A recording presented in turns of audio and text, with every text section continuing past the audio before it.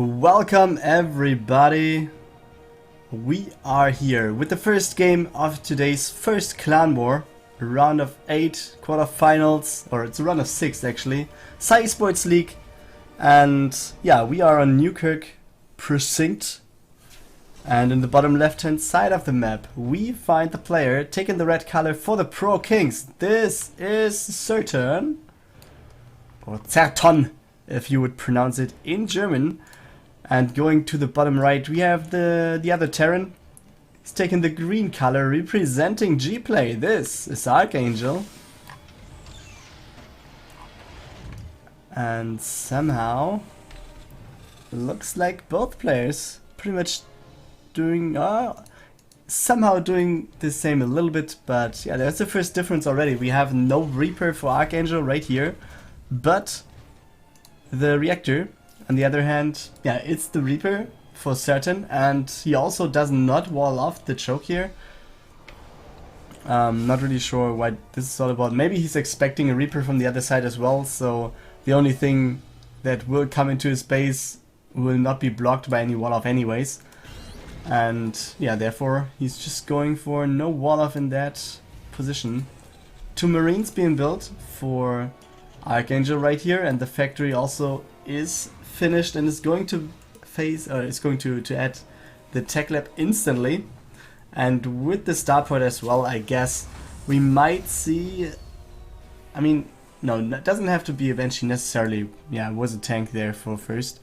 The question is, with having the tank evac ability removed from the game, will he actually go for some sort of drop? Will he maybe add another will he maybe add a Widow Mine afterwards, or will he just drop it with Marines? It seems like he wants to do something, but maybe he's also swapping with the barracks right there, and then he's going for a double medivac production, adding the tech lab to the barracks afterwards. But yeah, in the meantime, ZertoN was going across the map, 2 Reapers, and a Hellion was scouting the base here, or the second base, the expansion location. Does not see anything being down here, and yeah, just retreats back home. On ZertoN's side of the map, in his base, however, yeah, you can see he's going for the Banshee, and the cloak is also, yeah, almost halfway done. The tech lab on the factory as well, double gas being taken. Everything looks pretty much the same. Oh, we actually have 2 tanks with a medivac on the way over. Okay. And he's also sending over the second medivac. But I don't think that this will be scouted, right? No.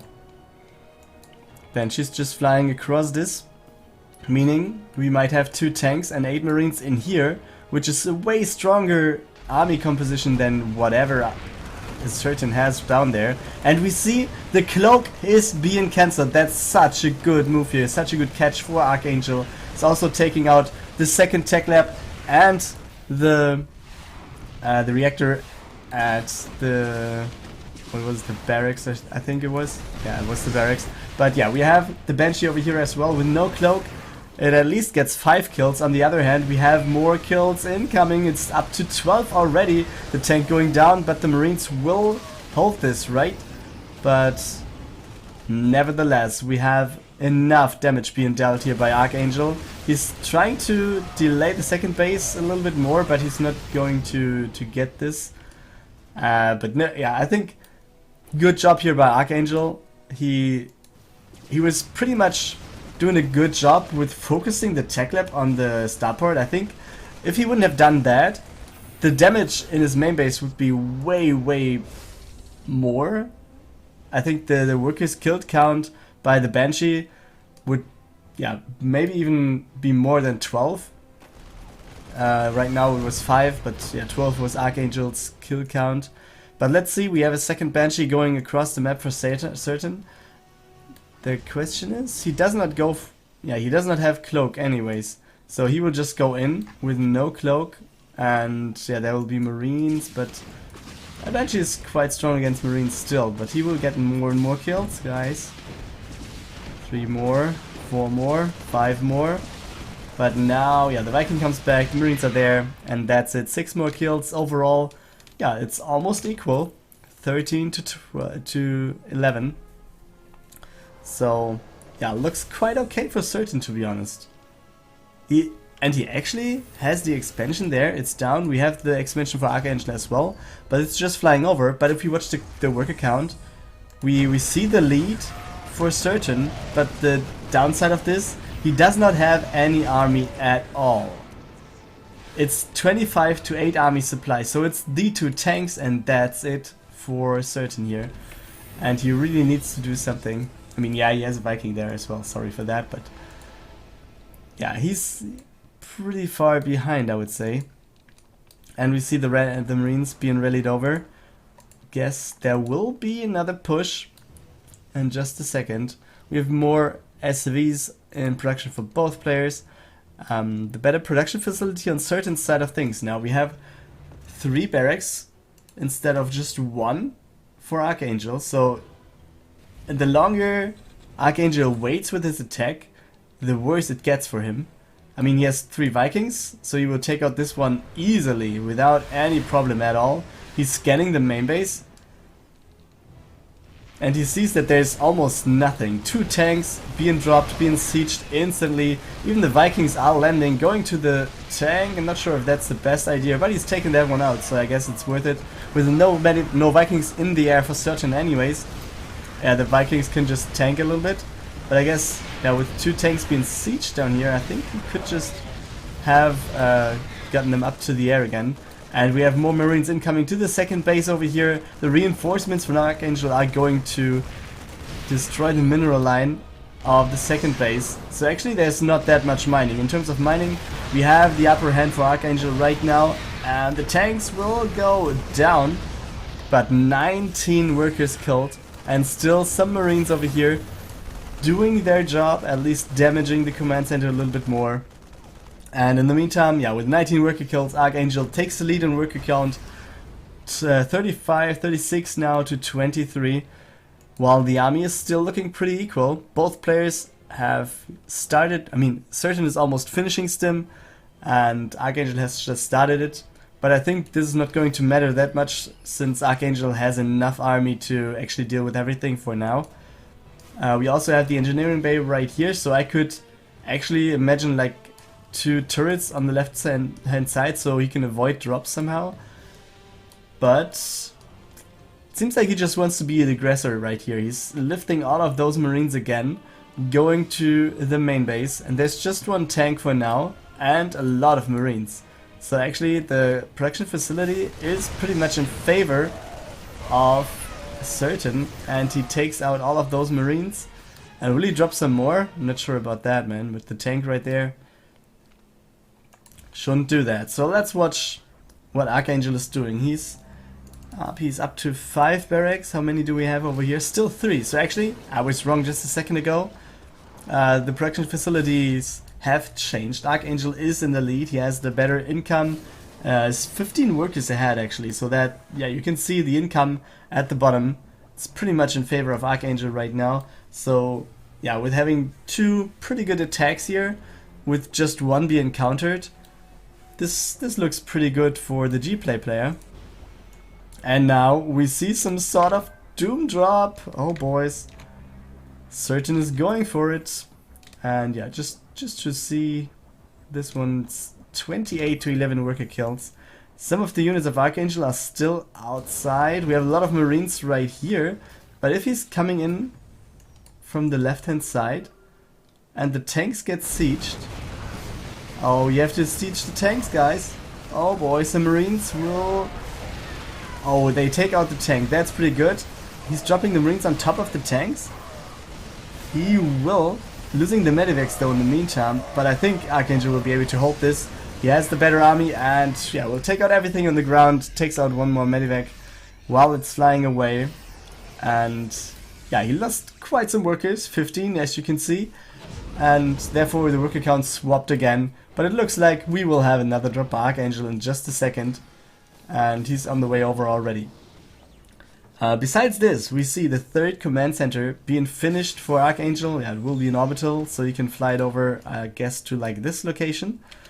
And yeah, in the base of ZertoN, there's not... Yeah, there's still just 3 barracks, so the production facility still favoring Archangel. Oh, what was that? Yeah, he's dropping right in front of the base. Yeah, doesn't want Archangel to go up there, obviously.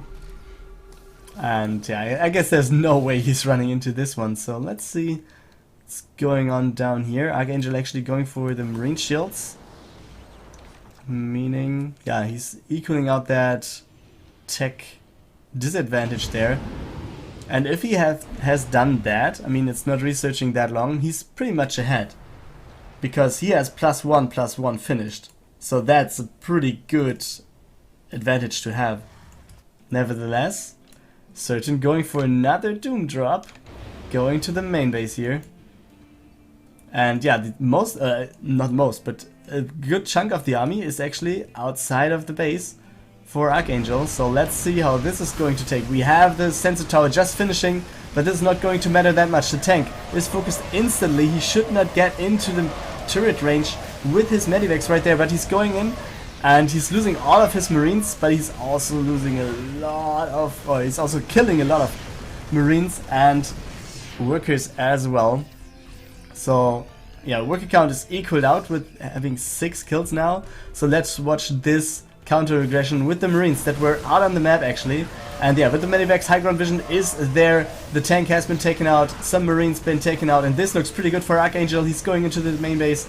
And yes, taking out the units one by one. Everything that's coming out of the production now will be focused down instantly. I think there's no way ZertoN can get up an army as strong as the ones of Archangel. And there's the GG being called by the KIngz player. And Archangel takes game number 1 for Gplay.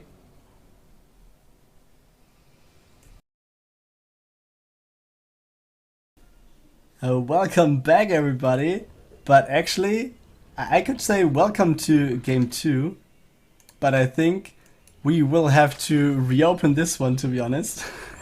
Because yeah, as you can see, it's daybreak, but in the bracket or in this clan board overview, the second map should be Habitation Station.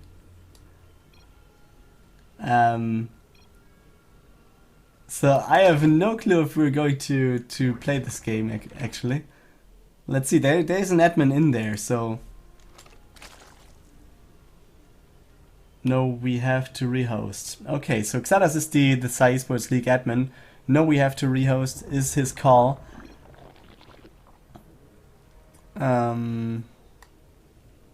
So I guess we'll just have to reopen this game. And yeah, so yeah, that's it for now. This is so nice. I mean, it's pretty... I think they're doing a pretty good job, but it's also nice to see that no one's perfect right here. And everybody's just observer, so nobody can contact the players. That's so unfortunate, guys. Yeah, I don't know, shall I go and just cast a little bit until we're gone?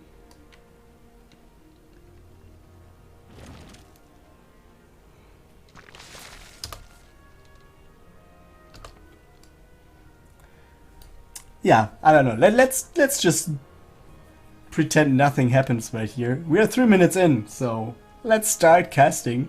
Top right for the KIngz, we have Ptak. Yeah, and actually the admin says, okay, then it might be daybreak now, sorry. So it seems like we're going on with the game. Yeah, so Ptak in the top right for the KIngz, red Zerg as you can see. His opponent in the bottom left, the green Protoss player for Gplay. This is btman. So let's take a look at what he's doing actually in like 3 minutes now, 3:30. He has his second and third gateway on the way. He has the Twilight Council with the resonating glaives. And yeah, the warp gate tech on the way. Also, the second nexus has been built. And yeah, another confirmation here. No rehost. We can't contact the players, therefore we'll just stay and play.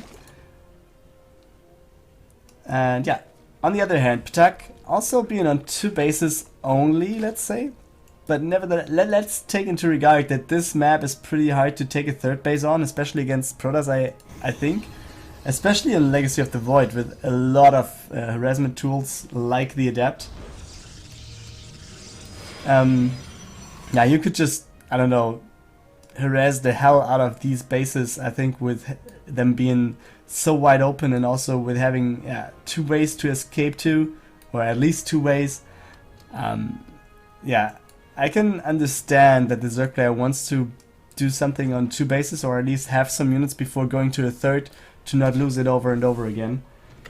And yeah, therefore we see Ptak going for some roaches, adding the +1 attack. I don't know, we might actually also see some 2 base push, timing all in, whatever you might call that.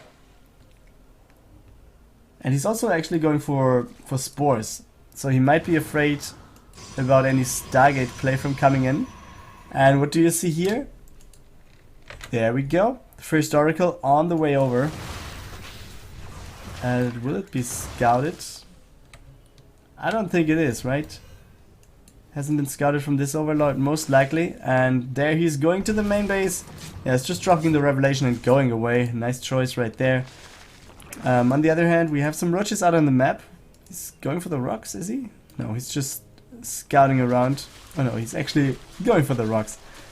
So let's see, what else is he going for? We have the Hydralisk Dan on the way. He's going for the 3rd base now, so he feels safe enough to actually go for it with the amount of units he has.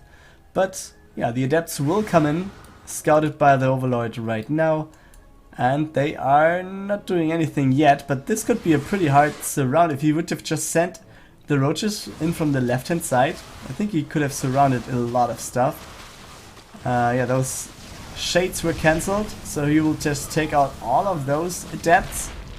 But nevertheless, we have 1 Void Ray and the Oracle, and they will cancel the 3rd base, pretty sure about that. The Queens will not be there early enough, I guess, or will. It's 1 Transfuse and just 1 Void Ray, so he could actually force it away, right? This, without the charge, the Void Ray is just not close to having the damage it should have. Yeah, the Mothership Core is dealing with the Zerglings. We have some roaches here not really doing anything, trying to threaten the Mothership Core maybe, but yeah, this is not going to work, as you might know. No possibility of roaches attacking a Mothership Core. And as you can see, Ptak going for the Ultralisk, for the Lurker Dan instantly. I think he did not research any. No, he did not upgrade the Hydras at all. So yeah, let's see how this turns out.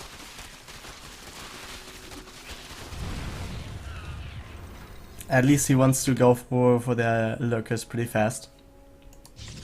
And we see btman actually going for the 3rd base. Yeah, in the middle of the map. He has cleared the Overlord in the back, or at least forced it to fly away. But he's just expanding to the middle, which, yeah, I can understand. I mean, did he see the rocks being taken out? Yes, he did, due to the watchtower. So, yeah, having this choke point right here is pretty nice, because it's, yeah, doing a good job in terms of creating the concave later on, I could imagine.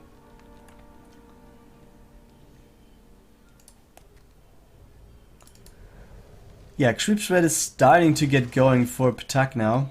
I think he should take out the rocks maybe? I don't know. But actually he's... Okay, he sees the army from the Protoss moving to the bottom, and he's going back himself now. Should cancel those. Okay.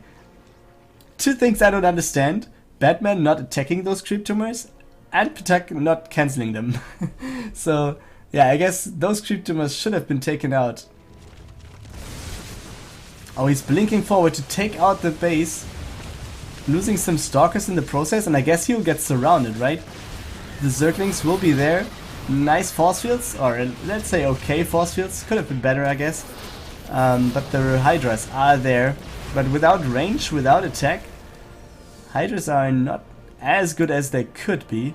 And we have a huge weapon in the main base as well. So we will have a lot of adapts for Ptak that he has to deal with. And I don't see anything being there to defend this. We have lurkers, but lurkers take a long time to actually take out those adapts. And if they not borrow, they are not doing anything. Oh boys, nothing going on. Okay, he's borrowing now. And instead of going for the defense here, we see the third base has been taken out as well. But we see lots and lots of workers going down for Ptak. 16 is the number for now. And we have some stalkers actually trying to take out the lurkers even before they have hatched. And the lurkers do not borrow. Oh boy. He's not borrowing the lurkers. He's just not using his defense. He's just focusing on the offense, it seems like. We have some workers going to the third. But yeah, he's not really rebuilding anything there. We have another Hydra right there, but we will have 2 more adepts in the main mineral line. So I don't really see how this is going to end. Ptak has way less workers, but actually the army supply looks pretty good for the Zerg. And is there any building out on the map for the Protoss? I don't think so, man. This is Noracle. This is the War Prism. So I think there's... If Ptak is just staying here with some units, so he does not let those units get away. Those drones, those probes should not get out. Then Ptak might take the game here due to just taking out all of the units. Oh man, base trade in game 2. And yeah, we see Ptak has some buildings here. He has one lurker. You should borrow that one. Oh man, just delay something. This one should be unborrowed and borrowed again right there. But we can just go to the main base. Ptak is actually pressuring this one a lot. And yeah, the question is, will this be enough? I think so, right? The Protoss does not have enough to be faster here. But there are some moves that could be improved, to be honest. Nevertheless, I think the Protoss will not have any chance here, right? We have one probe down here. He has 500 minerals. Okay, he actually built a pylon on the left hand side there. And now he's going back with some of his units. I'm not 100% sure if that's the right move, but it seems like he has taken out a lot of stuff in the meantime at home. So I guess, yeah, Ptak will take this game no matter what. Yeah, more workers going down here, but we will have the pylon, the gateway, this pylon on the left, and the probe will actually get away. But I don't see anything. I mean, there are oracles, but the unit tab shows one model that's just going down, the stalker going down, and btman leaves the game. KIngz Ptak takes game number 2. Welcome back everybody to game 3 in this clan war in the run of 6 of the KIngz eSports League. And we are on Whirlwind. To the top right we can find our first player. He's representing the KIngz and he's the pink Zerg, Mr. Tadanga, going for the expansion first build into gas and pool, standard stuff over here. And his opponent also a Zerg spawning to the top left, having the green color right here, and he's representing Gplay. This is stakmaN, or stakmaN, or stakmaN, or stakmaN. We don't know, guys, or maybe if you know, let me know how to pronounce and put it the right way. Would be happy about that. And yeah, in the meantime, we're just watching the mirror matchup to go down. I think the scout is real already with the overlords having crossed each other's faces, I guess. Yeah, both players obviously going for queens for the first 2 zerglings. The only difference right now is we can see a naval chamber for stakmaN. And yeah, does he want to go for a drop maybe? Not sure about that. Might be depending on where this overload is going to the front, so doesn't really indicate any sort of drop play here.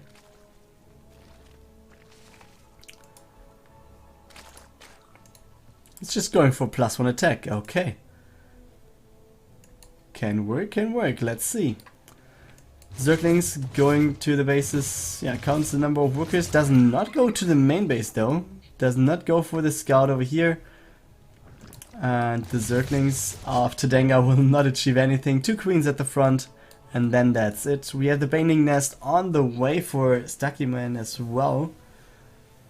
So we will have +1 for his Banelings and his Zerglings. And he has the Evo Chamber. So with +1, this might be a Baneling drop? Not sure, but what? I mean, we might see the Overlord upgrade, the flying speed upgrade, if he might go for some drops. I would wonder if he would go for them pretty slow. On the other hand, Tadanga going for the roaches, so that's a pretty good counter to Banelings, depending on timings and stuff. He also has his third base finished already, but it's attacked by the Zerglings now. But I don't think that they will get it down, right? Some roaches are there, or can they? Oh, they might. Actually, there are some more. Just send in your Zerglings over here, or it will be enough anyways, right? So the third base will go down, while stakmaN has his own third base almost finished. So that's a pretty big pickup here. Oh man, would never expected that. I thought there would be more roaches earlier so he could defend, but actually there wasn't. Not at all. This one roach is having a bad time being fully surrounded by those numbers of Zerglings here. And will he? Yeah, he will just rebuild the third base. He knows about the base on the left hand side from stakmaN, so knows that, yeah, he needs this base to not fall behind that much. stakmaN in the meantime going for the roach roaring himself, adding 7 roaches right now. So he just, yeah, goes the same tech route that Tadanga was going for, that he's, yeah, giving stakmaN to follow. Because, yeah, with just a lot of roaches, this can end pretty badly. And the third base, it will be cancelled again, no matter what. And it will not be cancelled, actually. This is a pretty nice thing for stakmaN. Not only, I mean, cancelling would be good for him. The longer he can deny the third base now, the better for him, obviously. But destroying it without a cancel means, yeah, even more mineral loss. And yeah, the same time delay, but even more mineral loss for Tadanga. So I think the ProKIngz player is, I wouldn't say far behind or something, but if he's not careful with what he does now, this could lead to a good situation for stakmaN. Yeah, with the Zerglings now being attacked, they have to run away. So let's see what's going on behind this actually. We have the lair on the way. It's almost finished actually for stakmaN. On the other hand, we have Tadanga finished his lair already. And we have the Zerglings going to the third base again, and this will be a cancel again, right? With only 2 units there, okay, they can actually just try to walk around that. Will he be able to cancel it? Will he force it? Will he force the cancel? Oh boys, he forces the cancel again, and stakmaN does not get the drone. So at least Tadanga will be able to instantly go and rebuild the third base again. But another time this one has been denied, and that's such a good win, such a good advantage to stakmaN is getting here. And Tadanga now, yeah, he's like, okay, taking out this third base is giving you quite an edge, so I'll just go over and take out stuff from you. But actually, there's not that much of an advantage. Tadanga having, yeah, just 4 more roaches, and he's walking in a way worse position here. So I don't see this one happening at all. I think Tadanga, I don't know, somehow he might have thought that this is the move he has to do, but it actually wasn't good. In the meantime, some more Zerglings have taken out the third base again. So there still is no third base for Tadanga, putting himself in an even more rough spot. Some workers going down now, 8 at the number 10 now, and oh boy, this does not look very good for the KIngz player, unfortunately here. Yeah, what are we seeing? And also, what just take in mind, Tadanga has the +1 range attack. He's going for +2 now, so in the long run, I mean, he could have an advantage, but it will take a lot of time till this is going to happen. And the third base is just now restarted. stakmaN actually being like 30 army supply ahead. Not sure if that's the best fighting position, but if he just dodges the Corrosive Bolts, he could be fine here. And I think he will be with stakmaN just going forward. You can see the dodges pretty nice there, and the roach numbers, yeah, still being up for stakmaN. Obviously, something will be in the making, and the reinforcement way for Tadanga being way shorter. He can at least hold for now. Oh man. And oh, he researched Burrow. That's also a nice move here. Does he have Burrow movement? Yes, he has the Burrow movement. The tunneling claws are there, so he's sending over 4 roaches to just harass stakmaN, and that's really nice. I mean, he's pretty much behind in terms of army, so he needs to be pretty careful about his movements. And also, yeah, this third base just finishes, but let's see how the fight works. The Corrosive Bolts were being dodged pretty easily, and the roaches are just walking up and are trying to surround everything, and the Corrosive Bolts, yeah, are dodged again by stakmaN. Pretty good play, and the army favors stakmaN as well. Defender's advantage, yeah, it might be there, but the question is how long will it take until this one will be over. All of the roaches of Tadanga are taken out, so let's just see. Yeah, I don't see this one happening actually. We have 10 more roaches in production, but with them coming out one by one, will there be a chance to actually take out those units? I don't think so, and Tadanga thinks the same. So stakmaN takes game number 3 for Gplay.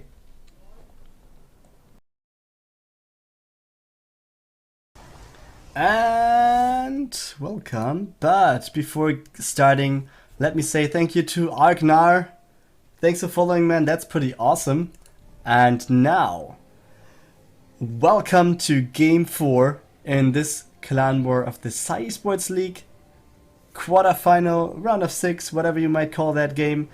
And we are on Overgrowth, and in the top right, we can see the red Protoss player. He's representing Gplay and actually has the match point right here for his team. This is Hyukoh. And he is going for, yeah, at least a wall off at the expansion. Double gate into Cybercore.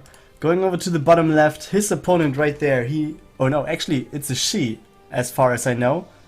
I hope I'm not mistaken this. And I do not mix up the words in the casting stuff, but yeah, mostly I might say he, but I hope it's no offense. Yeah, in the bottom left, the player for the KIngz. This is the pink Claire, and she is going for the expansion at the third base because she was pretty much blocked right there by this probe, and is now just starting his her third base right there after, yeah, also having the gas and pool being taken. On the other hand, we have 2 adepts on the way, just finished right there, being scouted by the Overlord. If she took a glimpse off of this, sees the expansion at least, might get a glimpse at the gas as well. Okay, actually leaves the Overlord just right there. A little bit dangerous, let me tell you, because yeah, with one stalker it would be taken out, and that would be pretty hard to take, I think. But we have the adepts coming in now, and he will take out the creep tumor. That's so nice for him.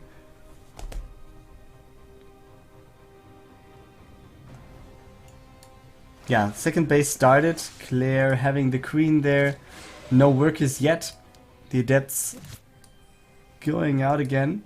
And there's the Twilight Council. We have the scout in the main base. So Claire sees double gas and the Twilight Council as well as the pilot in the back. So let's check on those adepts. How are they going to do? One of them is going to die and the second one will get out pretty easily. Oh, yeah, he's pretty much damaged. Or let me say it is pretty much damaged. I don't know. Gender in the Protoss universe. Do they have one? Are adepts male or female? Yeah, some Zerglings are there for Claire now. Checking the third base, sees the wall off right there. Robo is on the way for Hyukoh. He has quite good amount of workers, is at 33, while Claire at the moment, okay, just now 5 were hatching, but yeah, she just had a little less than her opponent. But now she's up to 38, and the Roach Warren just finished, as you can see. So we might see some Roaches, maybe some Ravagers as the first units right there. Cryptomur also has been replaced, and I guess we will see at least the connection of the bases in just a second. Might even see another Queen here. And yeah, that might be it. On the other hand, the Protoss player going for the Warp Prism, going for the Resonating Glaives in the Twilight Council, warping in, yeah, a Stalker to take out the Overlord, and I think this is worth it overall. Because, yeah, it's just 100 minerals that has to be replaced by Claire. Third base is being started for Hyukoh, but it's also scouted by the Zerg. So, yeah, there might be some sort of aggression, but will this be enough? I think 4 Roaches against, I don't know, what is it, 10? 9 adepts? Might be a hard fight to take, so she needs to be pretty careful about, yeah, forcing Hyukoh to fight here. I think the Zerglings could try to go over here, but yeah, they would have to force 2 Fortinova charges, maybe a third one, depending on the time spent, before anything might happen. And then we have the pause please by Hyukoh. So yeah, what's the state? Let's take a look at the numbers. We have the better work count for Claire. She's the Zerg, not really that exciting to tell you guys. In terms of the army count, we have 30 to 34 from Claire's perspective. Let's take a look at the units out actually. Yeah, it's 10 adepts, 1 Stalker, 1 Warp Prism, 2 sentries. Are the sentries at home? Yes, they are. The game will go on, right? Okay. What? Yeah, we need the referee to restart the game. And there we go. Yeah, so in terms of the army, I guess at the moment the Protoss has a little bit of an advantage. Nevertheless, yeah, the sentries are at home to avoid any, I don't know, run-bys or whatever that might come in here. But yeah, let's see the adepts. 2 queens are there. They are focusing one of them. But will you focus workers now, or do you want to go for the queen? It's focusing the Zerglings for now. And I guess, yeah, they're just taken out pretty easily. Going over to the second base, and in the main base there were some adepts as well. Another queen is going down. 4 workers is the kill count for now. And yeah, there is the Warp Prism. 2 adepts still in there. But the rest of them is just going to the third base and is taking out the queen again. We have the first Hydra right here on the field, but the adepts will work out a way to kill this. And yeah, shading over to the other base again. We'll just focus some more workers here and is adding some more workers to the kill count. Adepts going over to the expansion and some more are being there in the main base. Oh boys, and this is so good for Hyukoh, and he might actually be able to end the clan war right here with a win. This is the advantage for, or the 3-1 victory for Gplay. So Claire is actually on the ropes right here, with having a lot of workers being taken out. In total it's 15 for now. Nevertheless, the work count is equal, so it's not decided at all. Both players have 3 bases, which, yeah, in a normal game would favor the Protoss player, since Zergs usually want to be 1 base up. I also think that taking out the lot of queens from Hyukoh is really hurting Claire. So, I mean, he's not really gathering that much resources. He's not stacking up a big bank. But, yeah, just having not having the number of injects or lava that she might want to spend. Yeah, it's not really doing a good thing for her. And yeah, some Hydras going down there as well. We have the Adepts shading over to the expansion, and they will take out some more workers here. Oh boys, this is a rough thing to go for. Finally, the Adepts are being taken out. Claire is going for a 4th base now at the gold base expansion. Oh man, this game is going crazy. Still, the worker count is pretty equal. It's 62, 63. The army supply also pretty equal. We have a big weapon now for Hyukoh, so he's taking a slight lead. But yeah, it's nothing Claire can't come back from, especially with the Hydras. How many upgrades are there? Yeah, we have the grooved spines, but not both upgrades being finished. There we go. That's the second upgrade for the Hydras. So let's see how this is going to end here. We actually have some Zerklings scouting the 4th base. This Overlord and the units will die.